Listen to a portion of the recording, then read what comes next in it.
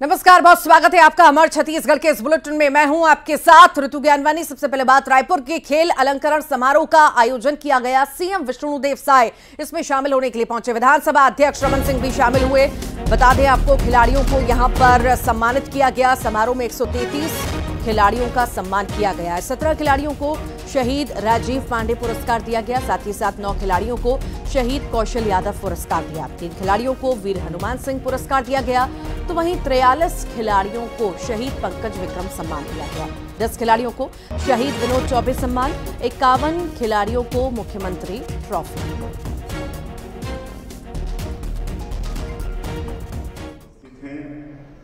उनकी प्रतिभा ये ईश्वर की देन है और यह समाज को ईश्वर का उपहार है।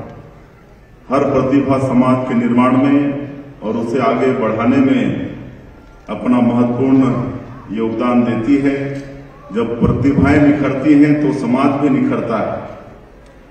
प्रतिभाओं को निखारने के लिए प्रोत्साहन जरूरी होता है, सम्मान जरूरी होता है। प्रोत्साहन और सम्मान देकर समाज इन प्रतिभाओं के प्रति उनके योगदान के लिए धन्यवाद ज्ञापित करती है। और यही काम करने के लिए आज हम लोग यहाँ पर एकत्र हुए हैं। आज उन शहीदों को भी नमन करते हैं जिनके नाम से ये अलंकरण समारोह रखा जाता है, उनको पुरस्कार दिया जाता है। खेल अलंकरण पर गरमाई है अब सियासत। जी हां, महापौर एजाज ढेबर ने चेतावनी दी है। अलंकरण समारोह में नहीं बुलाने पर उन्होंने चेतावनी दी। अधिकारी संभल कर रहें, सरकारें आती जाती रहती हैं। अगली बार कांग्रेस की सरकार आएगी तो तैयार रहें। एजाज ढेबर की तरफ से यह बयान, चेतावनी। दरअसल उन्हें न्योता नहीं दिया गया, उन्हें बुलाया नहीं गया और इसी वजह से कहीं ना कहीं उनकी नाराजगी देखने को मिली है। खेल अलंकरण समारोह था और कई खिलाड़ियों को सम्मानित किया जाना था और इसी में जो है एजाज ढेबर जो कि महापौर हैं, उन्हें न्योता नहीं दिया गया, उन्हें बुलाया नहीं गया, जिसके बाद उनकी नाराजगी जो है निकल करके सामने आई है और इस पर कहीं ना कहीं सियासत भी गरमा गई है। उन्होंने चेतावनी दी है। उन्होंने कहा कि अधिकारी जरा संभल कर रहें, सरकारें आती जाती रहती हैं। अगली बार कांग्रेस की सरकार आएगी तो तैयार रहें। ये बातें उनके द्वारा कही गई हैं। पता नहीं बाकी चीज़ों में जिस तरीके से एक सरकार का जो प्रोटोकॉल बनता है, उस प्रोटोकॉल में महापौर जो होता है वो शहर का प्रथम व्यक्ति होता है और प्रथम व्यक्ति होने के नाते लगभग ऐसे कई सारे कार्यक्रम भारतीय जनता पार्टी की अभी हुए हैं जिसमें महापौर को इग्नोर किया गया है। उसमें कई जगह सिर्फ पहला कार्यक्रम नहीं है, इसके पहले भी और बहुत सारे कार्यक्रम हैं जहां पर महापौर के नाम को हटाया गया है, महापौर का नाम ही नहीं लिया गया। दूसरी सबसे बड़ी बात है, क्या ये सबका साथ सबका विकास वाली बात करना चाहते हैं? जो उनका नारा है, सबका साथ सबका विकास, तो मुझे लगता है कि कहीं ना कहीं ये जो प्रोटोकॉल होता है उसको ये भूल गए हैं। और जो अधिकारी और जो लोग हैं, अभी मैं उन सबको आपके माध्यम से सचेत करना चाहता हूं कि सरकारें आती है और जाती है। और ज्यादा जानकारी के लिए सहयोगी ममता लांजेवार हमारे साथ जुड़ गई हैं। ममता, खेल अलंकरण का समारोह किया गया और उसमें न्योता नहीं मिला शायद एजाज ढेबर को, नाराजगी उनकी नजर आ रही है और साथ ही साथ चेतावनी भी बीजेपी को।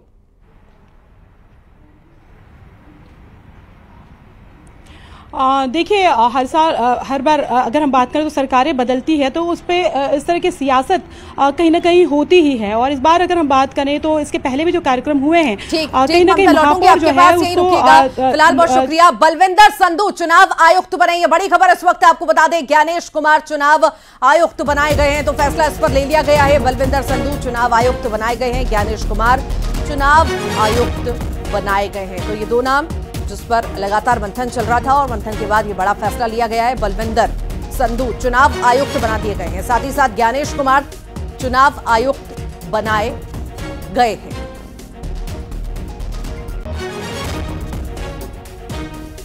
ये बड़ी खबर इस वक्त आपको बता रहे हैं, ये बड़ी खबर का जिक्र कर रहे हैं। दरअसल लगातार जो है मंथन चल रहा था कि आयुक्त किसे बनाया जाए और कई सारे नाम भी थे और ये नाम आगे भी चल रहे थे। अब जो है मुहर लग चुकी है, आयुक्त बना दिए गए हैं। बलविंदर संधू चुनाव आयुक्त बनाए गए हैं, साथ ही साथ ज्ञानेश कुमार को आयुक्त बनाया गया है।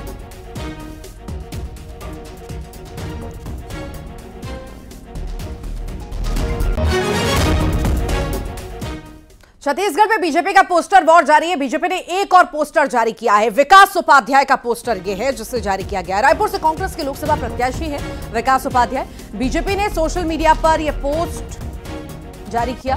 रायपुर वासी सावधान, इस विकास के साथ विनाश आता है। यह पोस्टर बीजेपी के द्वारा जारी किया गया है। तो पोस्टर वॉर लगातार चल रहा है और आप देख रहे हैं जो प्रत्याशी मैदान में उतार रही है कांग्रेस, कहीं ना कहीं उनको लेकर के पोस्टर लगातार बीजेपी जारी कर रही है एक के बाद एक।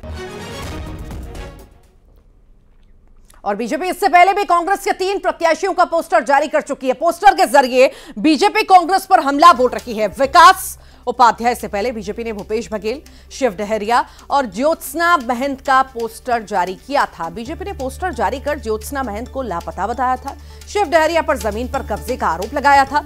तो वहीं भूपेश बघेल के पोस्टर में जिहादी गिरोह का झंडा दिखाया था। ये तस्वीर आप अलग अलग देखिए। ज्योत्सना महंत की आप देख रहे हैं, वहीं शिव डहरिया की तस्वीर आप देख रहे हैं, पूर्व सीएम भूपेश बघेल की तस्वीर भी आप देख रहे हैं। तो ये पोस्टर अलग अलग रोज बीजेपी जारी कर रही है।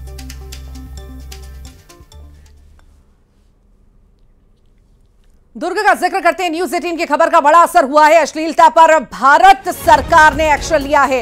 18 ओटीटी प्लेटफॉर्म, 10 ऐप पर कार्रवाई हुई है। 19 वेबसाइट, 57 सोशल मीडिया हैंडल बने हैं। भिलाई की महिलाओं ने इसकी मांग की थी। न्यूज 18 के जरिए यह मांग भी रखी गई थी और जिसमें अब बड़ा फैसला सामने आया है। कई सारे ओटीटीज पर, कई सारी ऐप्स पर कार्रवाई की गई है। तो न्यूज 18 की खबर का बड़ा असर। अश्लीलता पर भारत सरकार ने यह बड़ा एक्शन लिया है। 18 ओटीटी प्लेटफॉर्म जिन पर कार्रवाई हुई है, साथ ही साथ 10 ऐप ऐसे हैं जिन पर कार्रवाई हुई है। 19 website, 57 social media handle ban हुए हैं।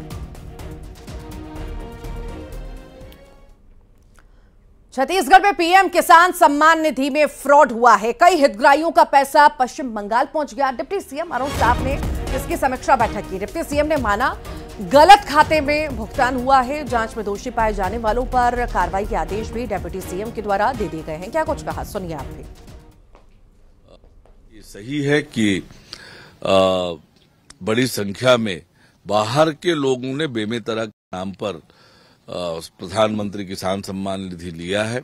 उसकी जांच के लिए टीम बनाने मैंने कलेक्टर से कहा है, जांच करें, टीम बनाए। अब गलत राशि की भुगतान अब नहीं होगी क्योंकि भुइयां के साथ लिंक किया गया है, इसलिए जिसकी जमीन होगी उसी के नाम पर पैसा आएगा। पर पूर्व में बहुत बड़ी राशि ऐसे अपात्र लोगों को गया है, उसकी वसूली की भी कार्रवाई होगी और उसके जांच के लिए भी मैंने निर्देशित किया है। डिप्टी सीएम अरुण साव का बयान आया। अरुण साव ने कांग्रेस पर निशाना साधा। कांग्रेस का टिकट लेने वाला कोई नहीं है। कांग्रेस प्रत्याशी के रूप में कोई लड़ना नहीं चाहता। कांग्रेस के 6 प्रत्याशी नकारे गए हैं। जनता ने उन्हें रिजेक्ट कर दिया है। एक बार फिर छत्तीसगढ़ की जनता नकारेगी, सुनिए आप। आज कांग्रेस के हालात ये हो गए हैं कि कांग्रेस का कोई टिकट लेने वाला नहीं है।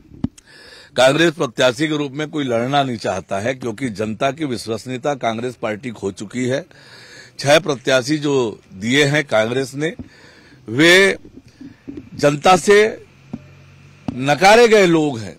जनता ने जिन्हें छोड़ दिया, रिजेक्ट किया जनता ने, ऐसे प्रत्याशियों को चुनाव के मैदान में उतारा है। एक बार फिर छत्तीसगढ़ की जनता उन्हें नकारेगी। 11 की 11 लोकसभा सीटें भारतीय जनता पार्टी की झोली में आए। दिवंगत राजा और पूर्व विधायक देवव्रत सिंह के मूर्ति अनावरण का कार्यक्रम निरस्त हो गया। नगर परिषद ने कहा कि राजा देवव्रत सिंह की मूर्ति का काम अभी अधूरा है और उनके परिवार से बात करने के बाद ही मूर्ति का अनावरण होना चाहिए। भूपेश बघेल ये अनावरण करने वाले थे जो कि अभी रुक गया है। देवव्रत सिंह की मूर्ति का अनावरण होना था। मूर्ति अनावरण का कार्यक्रम अभी के लिए निरस्त किया गया है। भूपेश बघेल पहले करने वाले थे अनावरण। प्रशासन ने अभी आदेश जारी कर दिए हैं, अभी निरस्त कर दिया गया है अनावरण के कार्यक्रम को।